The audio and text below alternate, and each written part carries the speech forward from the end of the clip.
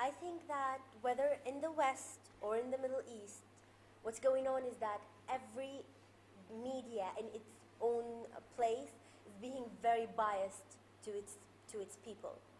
And that's creating too many stereotypes, and it's making it harder to break them.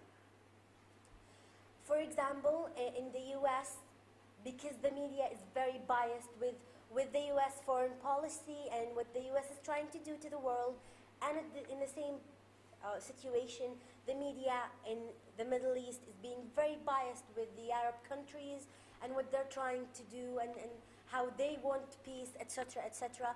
So everybody is being stuck in the same place. They think they're right and everybody else is wrong, because that's the message that's being delivered to them. And as I said before, that's creating too many stereotypes, and it's making it harder to break them. The first step in breaking stereotypes between Western countries and predominant Muslim countries would be changing the dynamic of the internal societies of both countries. What I mean is, this might sound a bit trivial, but I think it's the most important step we need to do. If we teach people about forgiveness, about dialogue, and how it's going to improve their lives and how it's going to improve their relationships with the outside world, I think we will change people. So I'm suggesting that this becomes something we teach in schools and in universities. We should have a subject on dialogue or cross-cultural dialogue.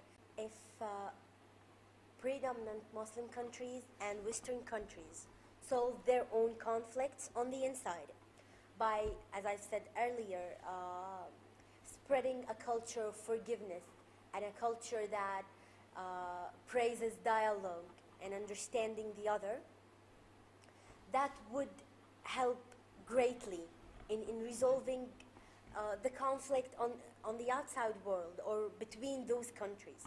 Because as I've said earlier, if we start valuing our own voice, and if we understand others on a smaller level, we will value other people's voices and we will understand others on a bigger level. I think we should do trainings and activities on a very wide level through countries, between countries. That would help people understand each other more. By that I mean something resembling the Challenge Day, which is sort of a training that allows you to learn more about people who were complete strangers to you. You can do this in schools, in universities, you can do this in conferences.